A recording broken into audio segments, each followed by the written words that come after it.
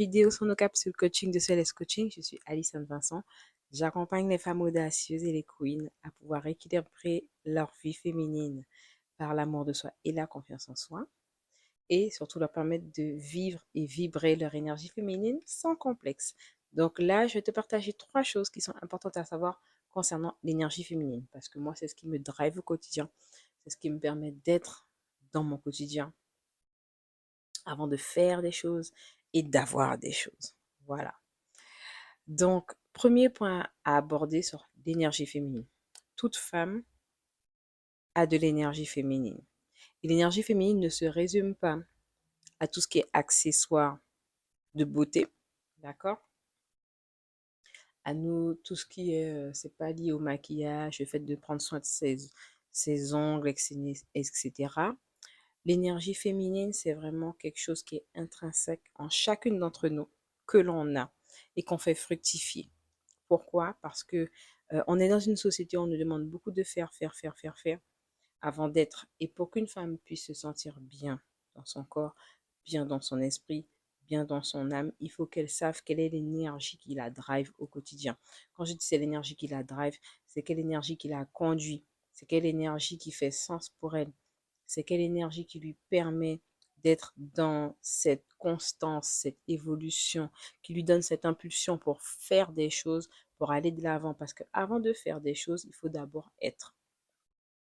Et l'énergie féminine, c'est ça. On assume pleinement qui on est avec nos qualités, nos points d'axe d'amélioration, nos points axes d'amélioration que j'appelle comme ça. Je ne les appelle pas des défauts. Pour moi, ce sont des points ou des axes d'amélioration pour avancer dans sa vie. D'accord? C'est le fait aussi d'accepter aussi son passé, de guérir son trauma, de ne pas ressasser son trauma et surtout de ne pas vouloir perpétuer ni transmettre son trauma. C'est ce qui est bien quand on est dans son énergie féminine parce qu'on va travailler dessus pour vraiment transformer toutes ces énergies passées, toutes ces émotions que on a des fois qui sont en déséquilibre. L'énergie féminine, on est vraiment dans un équilibre de nos émotions. On accepte nos moments de faiblesse, on accepte nos moments de down.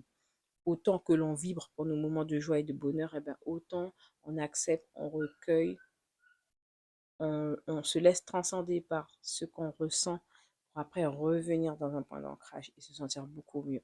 Ça, c'est l'énergie féminine. Autre chose qui est important, pour pouvoir attirer beaucoup plus de choses dans sa vie, c'est important d'être dans son énergie féminine. Pourquoi? Parce que dans notre société actuelle, on voit beaucoup de schémas où selon ce qu'on a vécu, on est beaucoup en mode énergie masculine, il faut qu'on fasse, il faut qu'on fasse, il faut qu'on porte tout. Euh, Nous aussi, par rapport à notre société créole, on a ce rôle que l'on voit dans beaucoup de femmes, de la femme potomitan qui porte tout. Et en fait, euh, on ne peut plus être dans une énergie où on est la femme qui fait tout, en fait, que ce soit dans notre vie personnelle, la vie relationnelle, la vie familiale, la vie amoureuse. On ne peut pas être dans ce rôle de la femme qui fait tout, qui porte tout.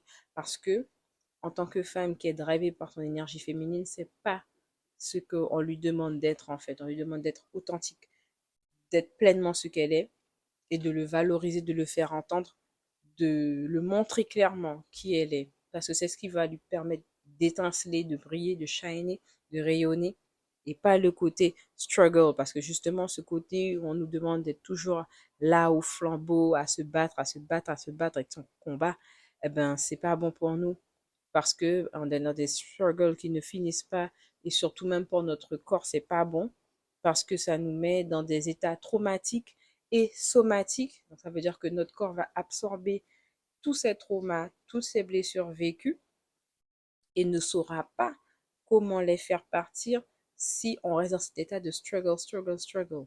Donc en étant dans une énergie féminine, oui, on va avoir cet état qu'on va ressentir avec des blessures, avec des traumas, mais on va être capable de transcender cette énergie pour la faire fructifier et la transformer en créativité pour que ça puisse après se développer en une abondance qui va être constante, pérenne et illimitée en fait. Et c'est ça en fait, l'énergie féminine, c'est illimité.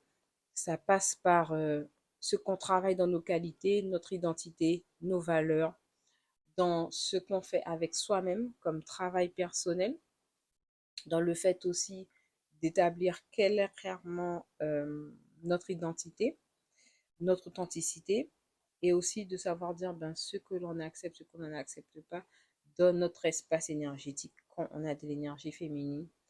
C'est aussi capable de voir aussi dans notre environnement qu'est-ce qu'on cultive. Donc quand je dis l'environnement de personnes, l'environnement énergétique aussi qu'on a autour de nous. Donc dans notre premier foyer, notre première maison, c'est-à-dire en nous-mêmes, après le lieu où on vit, ce qu'on y met dedans aussi également. Donc ça veut dire ce que l'on met dans notre environnement, notre temple sacré, on va le dire comme ça, mais aussi ce qu'on permet à notre corps d'ingérer et d'avoir pour nous nourrir. Ça aussi, ça compte parce qu'en fonction de ce que l'on mange, aussi des personnes qu'on fréquente, et aussi des interactions qu'on peut avoir avec les gens physiquement, eh ben, ça peut déséquilibrer notre énergie féminine. D'où le fait de faire très attention dessus. Et ensuite, autre chose encore, il y a aussi le fait que votre énergie féminine aussi va vous permettre aussi de gagner aussi en confiance en soi, en affirmation de vous-même et à vous aimer encore plus, que ce soit au niveau physique, hein, au niveau de votre âme aussi. L'énergie féminine est vraiment le cœur de votre âme. Et l'énergie féminine, en fait, elle est diverse. Elle est universelle, je dirais, dans le sens qu'on n'a pas un type d'énergie féminine. Il y a plusieurs types d'énergie féminine. Et ça va se voir beaucoup sur la partie des archétypes. Donc, ça veut dire le fait que dans notre énergie féminine plurielle, on est capable de se reconnecter à notre utérus parce que aussi, c'est notre source de créativité et c'est notre source d'ancrage, notre utérus. Et être capable durant ces cycles de voir quel est l'archétype qui nous correspond. Donc l'archétype, c'est vraiment une caractéristique qui est liée à nos parts de valeur féminine, aussi les parts de notre personnalité. Et durant nos différents cycles de femmes, eh ben, on a différents types d'archétypes qui sont visibles. On a l'archétype de la mère, par exemple, on a l'archétype de la sirène, on a l'archétype de la femme sauvage, on a l'archétype de la vieille femme ou de la sorcière. Il y a plein d'archétypes qui sont adaptés et connectés à nos cycles. Donc, en fonction de nos cycles, ça nous permet aussi de voir comment fluctue notre énergie et quelles sont les choses que nous pouvons faire pour permettre que notre énergie elle puisse continuer d'aller et de grandir et de prendre en puissance en fait. Parce que en fait, c'est ce qui nous fait évoluer, c'est ce qui nous permet d'être bien, c'est ce qui nous permet de pleinement s'épanouir et puis voilà, d'être bien dans notre vie de femme et d'équilibrer notre vie de femme parce que justement, l'énergie féminine va vous permettre d'équilibrer votre vie de femme parce que vous avez déjà plusieurs piliers à gérer et sans votre énergie, ce sera difficile de faire tenir la fondation de vos piliers de vie qui sont ben, votre vie personnelle, votre vie relationnelle, donc que ce soit amour, amical ou autre, votre vie socio-professionnelle, d'accord, votre pilier socio-professionnel, votre pilier spirituel et puis votre pilier financier. Ça, c'est vraiment important. Donc voilà, j'espère en tout cas cette vidéo t'aura fait plaisir. Tu likes, tu commentes et surtout tu partages. Et si tu n'es pas abonné, eh ben, je t'invite à le faire pleinement. Et on se retrouve prochainement au mois de décembre pour une nouvelle vidéo avant notre fin d'année. Ciao, ciao!